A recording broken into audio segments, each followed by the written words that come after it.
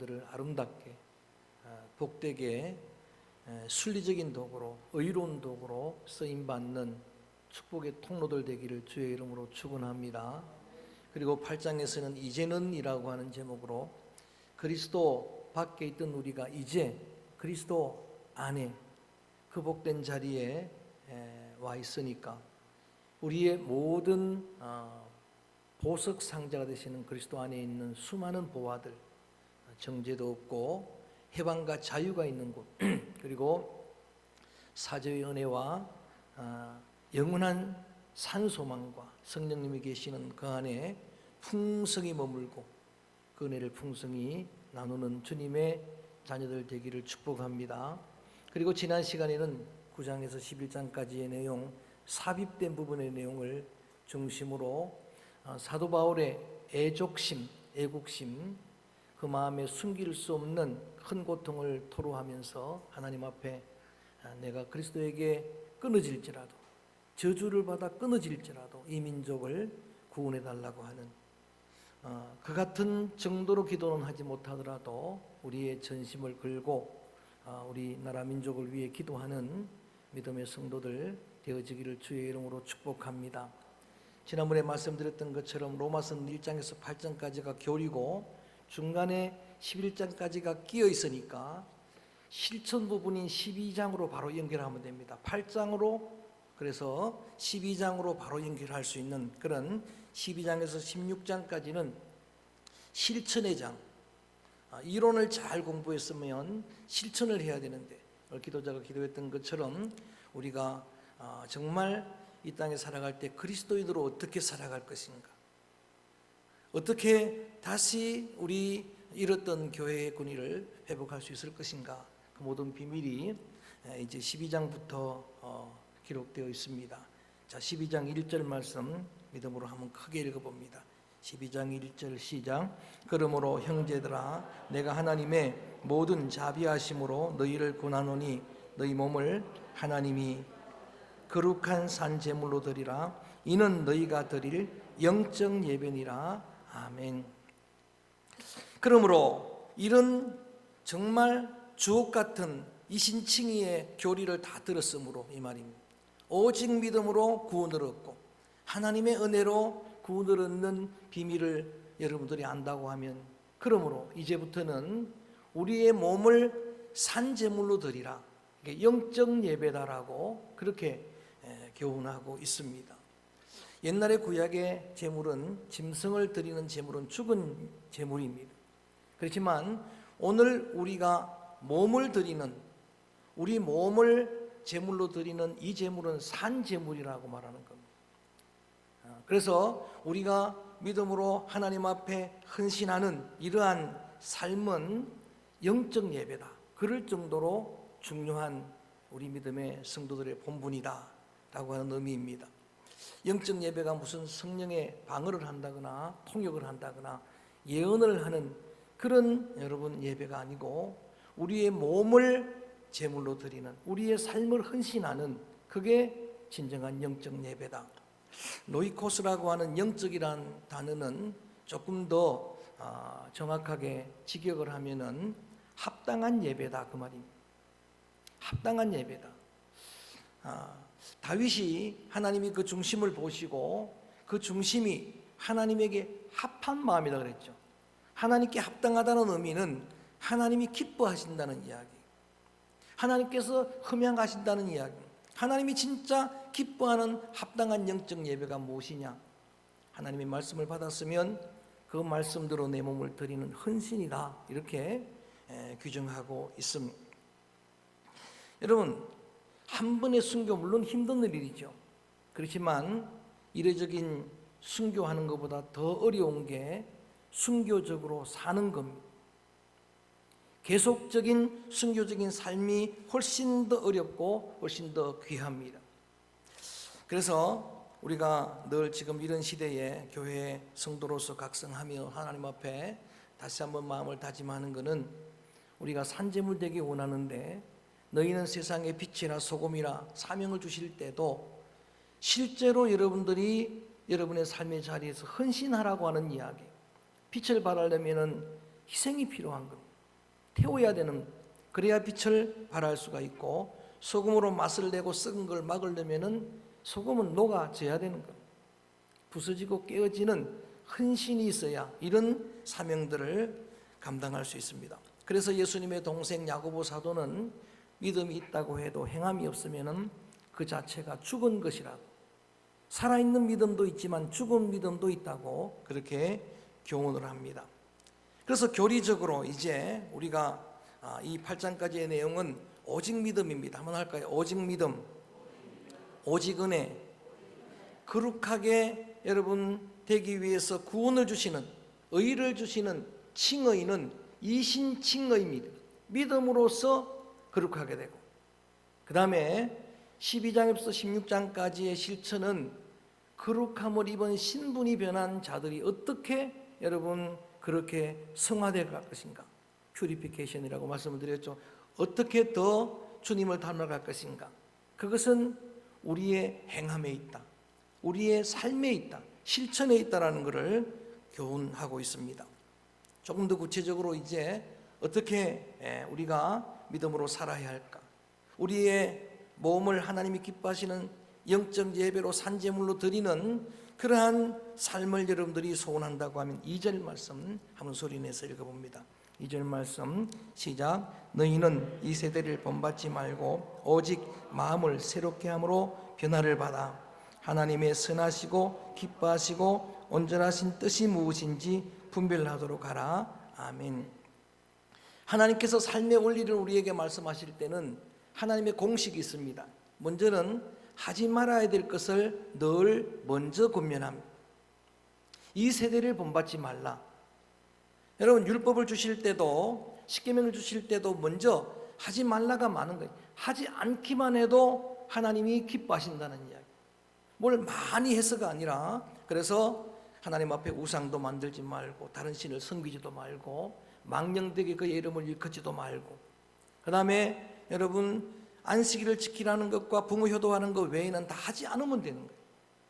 시편 1편에도 복 있는 사람은 하지 않으면 되는 거예요. 악인의 길을 쫓지 않고 죄인의 길에 서지 않고 오만한 자의 자리에 앉지 않고, 해야 될 것은 여호와의 말씀을 취하로 묵상하고, 그런 복된 길을 말씀하셨는데 마찬가지로 우리가 우리의 삶을 드리는 헌신의 삶을 위해서는 먼저 지금 이 세대를 본받지 말라.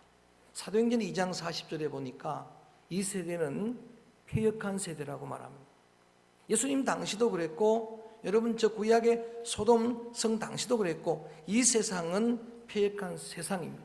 그래서 이 세상에 그런 잘못된 문화, 잘못된 여러분 그런 유행들, 그런 것들을 따라가지 말고 본받지 말라라고 그렇게 권면하고 있는 것입니다.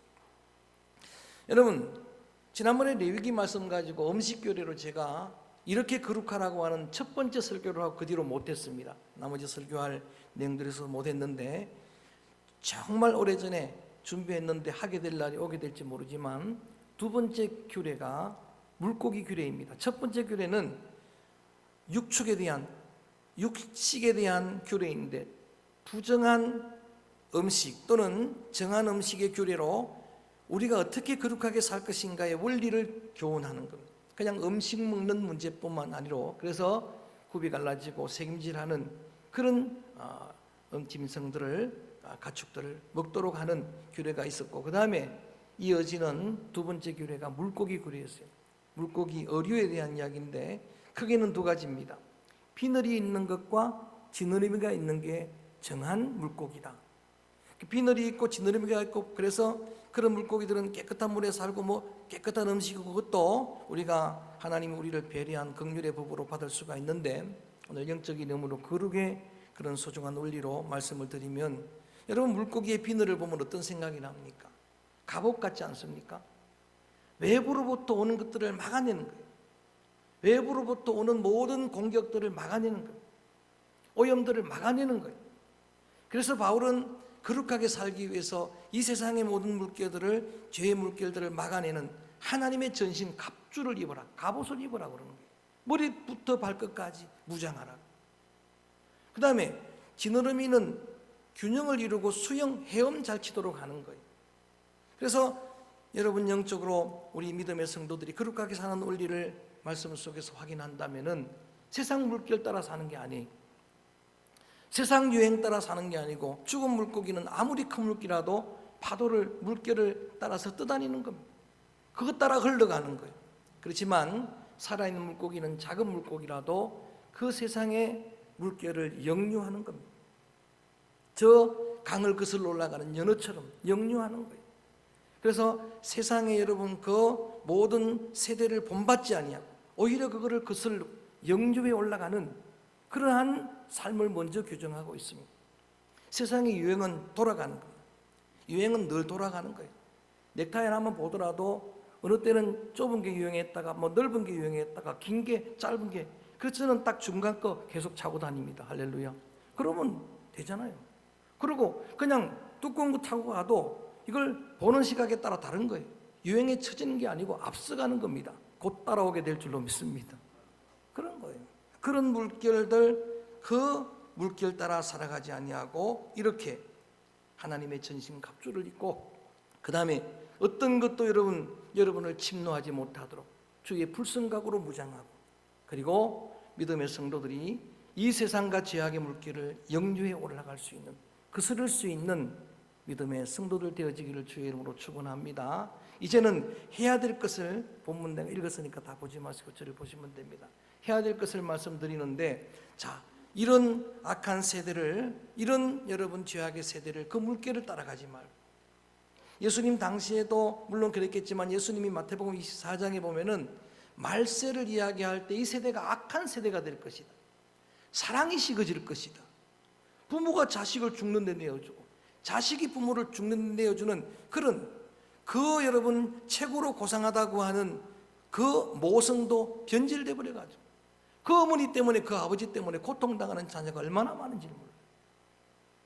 친구지간인데도 그 분노를 조절 못해가지고 차를 몰고 그 슈퍼마켓으로 치고 들어가고, 이게 이런 악한 세대, 그런 세대가 됐는데, 이런 세대를 본받지 말고 그러기 위해서는 마음이 변화를 받으라, 우리의 심령이 변화를 받아 우리의 마음이 새롭게 함으로 변화를 받아라라고 하는 이제는 긍정의 명령을 하고 있는 겁니다. 마음에 관한 이야기는 예수님이 늘 강조하셨어요.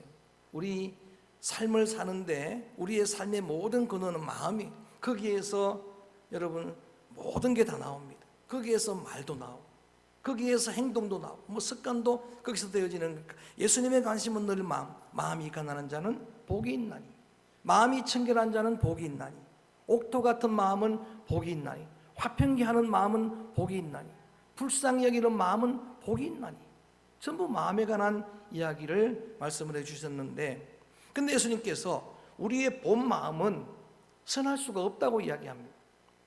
입으로 들어가는 게 우리를 더럽게 하는 게 아니고 너희 속에서, 마음에서 나오는 것이 너희를 더럽게 한다라고 말할 정도로 우리의 옛마음, 우리의 본심으로 살아갈 수는 없습니다. 그래서 그 마음은 변화를 받아야 됩니다. 우리의 마음이, 심령이 새롭게 함으로 변화를 받는다. 메타모르푸스테라고 하는, 변화를 받는다라고 하는 이 헬라어는 현재 진행형, 계속형으로 되어 있습니다. 무슨 말인지 잘 모르겠습니다만 여러분들 이렇게 보면 됩니다. 이거는 한 번 있는 일이 아닙니다. 하나님 앞에 믿음으로 사는 여러분의 삶을 헌신해 드리는 삶은 지속해야 된다는 이야기. 그래서 지난번에도 우리가 이제는 했는데, 이제는의 정확한 의미는 이제부터입니다. 계속해서 여러분의 심령이 새롭게 되고 옛 생각들은 물러가게 되고, 새물이 들어오면 옛물이 물러가는 것처럼, 그래서 맑아지는 것처럼 여러분 속에 은혜의 새 마음이 부어지기를 축원합니다. 아버지의 마음, 주님의 마음, 목자의 마음이 풍성하게 부어지게 되기를 주의 이름으로 축원합니다. 또 하나 긍정적으로 명령하는 말씀이 뭔가 하면은 하나님의 선하시고 기뻐하는 뜻이 무엇인지 분별하라. 분별력을 우리에게 권면하고 있습니다. 최고의 지혜가 분별력입니다. 분별력을 우리가 잃고 보니까 많은 문제가 되는 거예요. 여러분이, 성도들이 이 땅에 1000만 성도인데 그 하나님 앞에서 말씀 기준으로 분별력을 상실하니까 괴물 같은 지도자들이 나오는 거예요. 아무데나 아멘 해버리니까, 이단의 교훈을 해도 아멘 해버리니까 한국교회 성도들의 책임, 우리의 책임이 큰 겁니다. 그래서 여하간 분별의 지혜가 있어야 합니다. 저는 오늘 저와 여러분 우리 속에 하나님의 분별의 영 성령으로 하나님께서 우리 가운데 풍성하게 부어주어서 참과 거짓을 분별할 수 있는 믿음의 지혜로운 성도들 되어지기를 주의 이름으로 축원합니다. 뿐만 아니라 3절 왜 마음을 지켜야 되는가?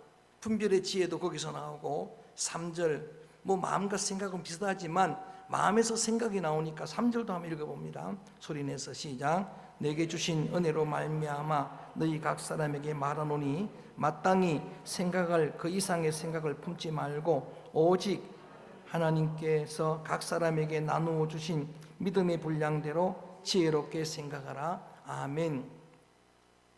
여러분, 마음에서 생각이 나오는데 내 생각이라고 자유롭게 아무거나 생각할 수 있다고 여러분, 그래서 온갖 것을 다 생각하면은 그 마음이 지켜질 수가 없잖아요. 그래서 마음의 생각의 경계선이 있다라고 하는, 마땅한 그 이상으로 넘어가지 말라는, 마땅한 그 이상의 생각은 품지도 말라는 겁니다. 그래서 솔로몬은 계속해서 잠언서 4장에서 무릇 지킬 만한 것 중에 더욱 뭘 지키라? 내 마음을 지켜라. 내 생각을, 마음을 지켜야 거기서 생명, 우리의 마음에서는 말씀드렸듯이 생명이 나올 수 없어요. 지켜야, 파수꾼을 세우고 지켜야 거기서 생명이 나오는데, 그러기 위해서는 그냥 되는 게 아니기 때문에 구체적으로 너 눈은 바로 보고 눈도 보인다고 다 보는 게 아닙니다. 마음이 지켜지질 않아요. 내 입을 지키고 괴율과 괴사가 내 입에서 멀리하고, 이건 여러분 자유라고 온갖 말 다 해서는 지켜질 수가 없어요. 내 발을 지키고. 그래서 예수님은 죄인의 길에 서지도 말고 오만한 자리에는 앉지도 말고, 우리 하나님은 그렇게 명령하셨던 우리의 교훈으로 주신 말씀입니다. 그래서 오늘 우리가, 여러분 오늘 권면 본문의 말씀 중심으로 보면은 믿음의 생각을 하라. 자꾸 믿음의 생각을 하라. 자꾸 의심하거나 부정적으로 이야기하거나 그러지 말고 믿음의 분량대로 지혜롭게 생각하라. 믿음의 생각이 가득하면은 믿음의 말이 나올 수밖에 없어요. 12해 동안 혈증 앓던 여인의 말을 들어보면은 그가 생각하고 있는 게 뭔지를 알 수 있어요. 주님의 옷자락에 손만 대어도 나을 줄로 믿습니다. 그 언어를, 말을 들어보니까 믿음의 생각이 가득한 겁니다. 수리보는 계통의 가나안 여인 그 언어를 들어보니까 주님의 부스러기만 먹어도 내 딸이 나을 줄로 믿습니다. 할렐루야. 그 마음에 믿음이 가득한 겁니다. 백부장, 주님 우리 집에 오실 것도 없습니다. 여기서 말씀 한마디만 하셔도 내 종이 나을 줄로 믿습니다. 그게 믿음이 가득하니까 그런 말이 나오는 거예요. 지금 어려울 때 자꾸 부정적인 말 하지 마. 어려울 때 기도자가 기도했던 것처럼 자꾸 비평하고 원망하다 보면 끝이 없어요. 끝이 없어요. 하나님을 그냥 믿으세요. 하나님의 선한 경륜을 믿으세요. 합력하여 선을 이루시는 하나님께서 하시면 될 줄로 믿습니다. 그럼 믿음의 말을 해야 되잖아요. 주님이 역사하시면 단순에 코로나 물러가게 될 줄로 믿습니다. 뭐 현실은 힘들고 어렵지만 믿음으로 가득 차면 믿음의 말을 할 거 아닙니까? 예수님께서 들으시고 뭐라고 말씀하십니까? 내 믿음이 크도다. 그 말대로 되리라. 그 생각대로 되리라.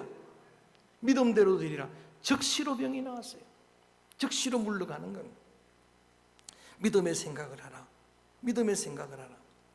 믿음의 여러분 분량이 다 다르기 때문에, 그래서 사도 바울이 오늘 예를 드는 게, 우리 교회는 그리스도가 머리가 되고 몸이 되고 성도는 지체라는 비유를 하는 겁니다. 분량이 다 다른 걸 인정하고. 자, 한번 읽어볼까요? 4절 말씀 읽어봅니다.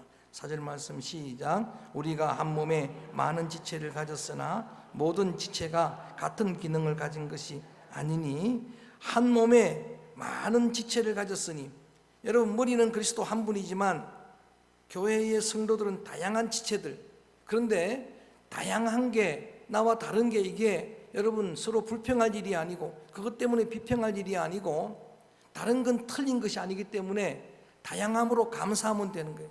어느 부부가 서로 이런 대화를 나눕니다. 당신하고 나하고는 관계가 로또 같아요.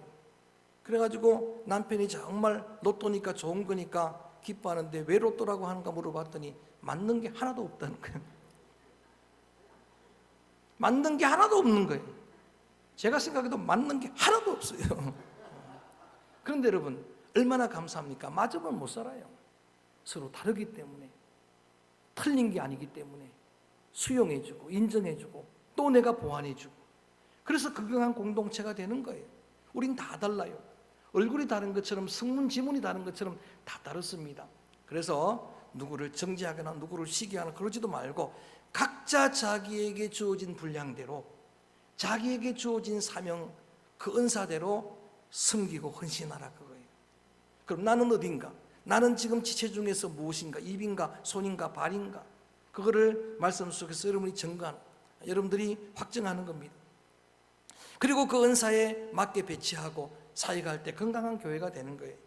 조금 봅시다. 6절 말씀 보면 지체 중에는 이런 지체가 있습니다. 자, 6절 말씀은 같이 읽어볼까요? 시작. 우리에게 주신 은혜대로 받은 은사가 각각 다르니 혹 예언이면 믿음의 분수대로. 우리의 사지백체로 이야기한다면 예언은 어떤 기능일까요? 입의 기능이겠죠. 말로 하는 거잖아요. 그래서 저는 오늘 이 말씀 읽으면서 제 사명은 입의 사명이다. 하나님 앞에 말씀을 여러분에게 대언해야 될 이런 은사도 직분도 받았으니까 이런 일들을 이제 믿음대로 잘 감당해야 되겠다. 내 은사가 무엇인가? 말씀을 통해서 확인하는 겁니다. 지금까지 여러분이 살아오면서 하나님이 증거해 준 게 많아요. 그 중에 나는 이런 은사입니다. 7절 말씀, 이런 은사도 있습니다. 이런 지체도 있습니다. 시작. 혹 섬기는 일이면 섬기는 일로, 혹 가르치는 자면 가르치는 일로. 원래 하나님께서 주신 사명과 은사가 섬김의 사명이 있는 사람이 있어요. 어떤 사람은 믿음은 글로 그렇게 좋아 보이지 않는데 섬기는 일을 잘하는 사람이 있어요. 섬기는 은사를 가지고 손의 역할이겠죠. 손으로 섬기고, 손으로 여러분 사람들을 붙잡아주고 하는 섬김의 그런 사명들, 그것도 잘 감당하라. 예수님은 자신이 오신 목적도 이렇게 말합니다. 섬김을 받으러 온 게 아니고 섬기러 오셨다라고. 그래서 30년 동안 사생의 기간 동안은 부모님을 잘 섬겼습니다. 3년 반 동안은 연약한 지체들을 섬겼습니다. 3년 반 동안 예수님이 하신 게 섬긴 거 아닙니까? 회복시키고 치유하고 섬기는 그런 사역들을 감당했는데 그리스도를 본받아서 그런 사명을 감당하라. 이렇게 나를 헌신의 제물로, 영적 예배로 드리면 하나님이 결코 외면하지 않습니다. 그렇게 자신을 산 제물로, 십자가의 속죄 제물로, 화목 제물로 드린 예수님, 섬김의 제물로 죽기까지 복종하신 예수님, 바울은 뭐라고 말합니까? 그를 하나님이 지극히 높여서 천하 만민이 그 이름 앞에 무릎 꿇도록 했다. 하나님이 더 풍성하게 채워주실 줄로 믿습니다. 그 다음에 계속해서 읽어봅니다. 8절 말씀 소리내서 읽어봅니다. 시작. 다스리는 자는 부지런함으로 긍휼을 베푸는 자는 즐거움으로 할 것이니라. 그 항목 따라서 내가 정하는, 고베이 7절에 하나 가르치는 일도 그냥 지나갔습니다만 이 역시도 마찬가지예요. 하나님이 주시는 은사, 하나님이 주시는 은혜, 가르침의 교사의 그런 여러분 소중한 은사를 받았으면 그 일을 가지고 잘 감당하는 게 영적 예배자예요. 예수님이 그렇게 지혜로 열정으로 가르쳤던 것처럼 주님을 본받고, 또 기도자가 기도한 것처럼 우리가 가르치는 대로 전하는 대로 여러분이 삶의 모범을 보이고 그런 훌륭한 교사가 되어지면 그게 예배예요. 그게 영적 예배예요. 주님이 기뻐하시는 합당한 예배예요. 그리고 8절에 읽은 것처럼 위로의 은사가 있는 사람이 있습니다. 위로 잘하는 사람이 있어요. 뭘 특별하게 공부한 것도 아니고 훈련한 것도 아닌데도, 그런데 그 사람하고 만나서 이야기하면 위로가 되는 사람이 있어요. 나이가 어린데도 그 사람하고 대화를 하다 보면은 잘 경청해주고 공감해주고 그런 사람 통해서 위로를 받을 수 있어요. 그런 은사를, 그런 직분을, 사명을 감당하는 여러분, 진정으로 공감해주고 위로할 때 많은 심령들이 회복될 줄로 믿습니다. 구제의 은사가 있는 사람이 있습니다. 이것은 신앙인들뿐만 아니라 예수 믿지 않는 사람들도 정말 구제하는 일을 좋아하는 사람이 있어요. 근데 성경에 잠언서에 보니까 여러분 뭐 신앙 있고 없고를 떠나서 하나님 그런 사람들을 복 주시더라고 보니까. 그렇게 할 수 있는 많은 여건 상황을 만들어 주시더라고요.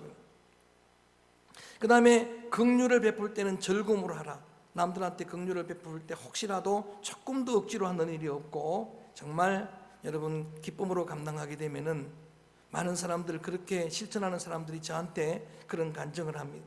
정말 받을 때보다도 사랑은, 은혜는 베풀 때가 더 행복합니다. 주고 났는데 더 즐겁다는 이야기. 받을 때 즐거움도 크지만 그럼 주봤어야 알지요. 줄 때의 행복이 있는 거예요. 줄 때 즐거움이 있는 겁니다. 그 외에도 주 항목들이 있습니다. 여러 은사, 자기의 분량을 확인하라고 하는 이야기. 그래서 긍휼을 베풀 때 즐거움으로 하고 또 여러분 9절 이하의 말씀들은 본문에 들어가 있지 않지만 항목들이니까 쭉 한번 같이 읽어봅니다. 9절에서 13절까지 쭉 보면 그 항목들이 쭉 나와 있습니다. 시작. 사랑에는 거짓이 없나니 악을 미워하고 선에 속하라. 형제를 사랑하여 서로 우애하고 존경하기를 서로 먼저 하며 부지런하여 게으르지 말고 열심을 품고 주를 섬기라. 소망 중에 즐거워하며 환난 중에 참으며 기도에 항상 힘쓰며 성도들의 쓸 것을 공급하며 내 손 대접하기를 힘쓰라. 손님 오는 것을 번거로워하지 아니하고 그런 은사가 있으면 열심히 대접하고 성도들의 필요를, 초대교회 성도들이 그랬던 것처럼 여러분 그 필요를 공급해 주고 그리고 소망 중에 즐거워도 하고 환난 와도 인내할 줄 알고 어려워도 기도에 힘쓰고, 이게 의롭게 된 믿음의 자녀들, 신분이 바뀐 사람들이 사는 삶이고, 이게 바로 그런 헌신이 영적 예배라고, 주님에게 합당한 예배라고 말씀을 해주시고 계십니다. 더 많은 말씀 드리지 않겠습니다. 어떤 부분이든 오늘 이 말씀을 여러분 신비에 꼭 새기고, 여러분 하나님이 내게 주신 은사라고 생각될 때 하나님 앞에 진정한 주님이 찾으시는 예배자로 서기 위해서라도 여러분 믿음의 성도들이 여러분의 삶을, 여러분의 몸을 산제물로 드릴 수 있게 되기를 주님의 이름으로 축원합니다. 지금까지도 잘 하셨겠지만 저는 입의 사명 더 성실하게 감당하겠습니다. 여러분들 기도 많이 해주시고, 또 헌신하는 손에, 어제도 이런 어려운 가운데서도 수고하고 헌신하는 손길들이 있어서 교육관이 얼마나 깨끗하게 도색되는지 몰라요. 그런 소중한 사명 가지고 이런 빛도 없이 헌신하는 귀한 사명자들 여러분, 그런 소중한 삶으로 여러분의 여생들을 아름답게 채워가고 피워가시게 되기를 주님의 이름으로 축원합니다. 너희 몸을 하나님이 기뻐하시는 거룩한 산제물로 드리라. 이것이 너희가 드릴 영적 예배라. 오늘 이 말씀을 마음에 새기면서 이 찬송을 부르려고 합니다.